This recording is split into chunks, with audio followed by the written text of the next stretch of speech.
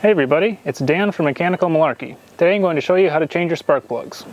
Spark plugs aren't as common of a thing to change these days because, as with most car parts, technology has gotten better and they last longer.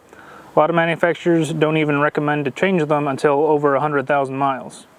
There are other reasons to change spark plugs, like for example a misfire is often caused by a bad spark plug. Either it's contaminated with oil or has some other damage that's preventing it from operating correctly. You want to make sure you get the correct type of spark plug as well, because the style of the tip and the gap between the electrodes can vary depending on the engine. So you need to make sure you have those correct, or you could cause even worse problems. I once had a car come in misfiring on all 6 cylinders because they had the wrong spark plugs. They just threw in some really cheap plugs instead of the correct design. You can be sure you get the right kind if you go to a dealer, but often theirs cost a ton more than if you bought them somewhere else. You can usually find an OEM equivalent, often by one of the companies that makes other aftermarket plugs. It may cost more than the other brands, but it probably costs less than if you bought it from the dealership. Always make sure you get the right kind of plug. Changing spark plugs usually doesn't require many tools. You'll need a ratchet. You'll probably need some kind of extension. If you have coil-on plug ignition, then you need a socket to remove those. Then you need a spark plug socket. There are a couple different sizes, so make sure you have the right size. One of the main differences between regular sockets and spark plug sockets is most spark plug sockets have some way of holding the spark plug in the socket for when you're pulling it in and out of the car. Either there's some sort of rubber inside, or it has a special design that grabs onto the spark plugs. First, unplug the ignition coil, and then remove the bolt.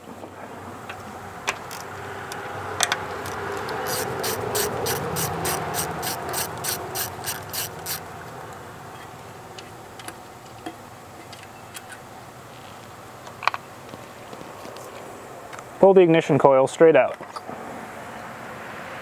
This is the ignition coil. It's longer or shorter depending on the car's design. And now with a spark plug socket on an extension, remove the plug.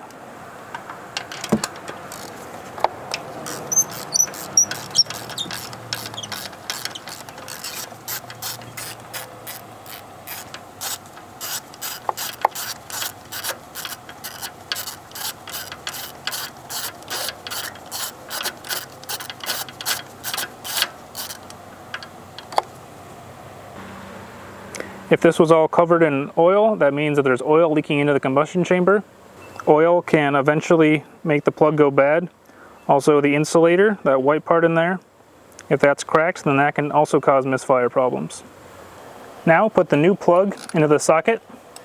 It should hold it securely so you don't drop it into the hole. If you just dropped it down the hole, you could hit the end of it and that could damage it. So carefully put it down into the hole and screw it in by hand.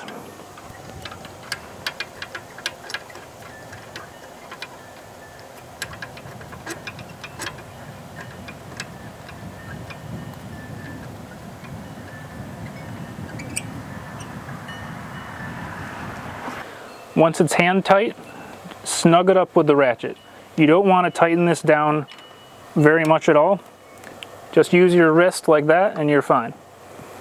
If you over tighten it, you could damage the spark plug, you could damage the threads. If you have to try to remove this later and it's over torqued, you could damage the spark plug or the cylinder head, which could be a very expensive fix. Now put the ignition coil back in.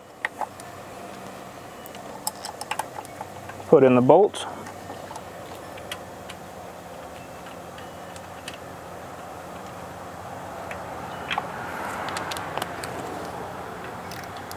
Once again, this does not need to be very tight. And then make sure you plug it back in. Some cars, like my 1997 Civic, don't have coil-on plug ignition and they have an old distributor set up.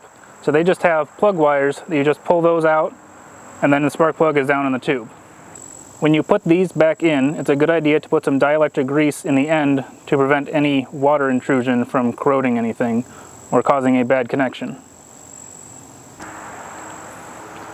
On other vehicles that are not overhead cam, like my 1990 Ford F-250, the plugs are easily accessible right here, as you can see. All you have to do is remove the plug wire and then remove the plug. Well, I hope this video was helpful. If you liked it, please like, comment, subscribe to this channel, follow me on social media, Facebook, Twitter, and Instagram, and read the blog at mechanicalmalarkey.com. Thanks for watching.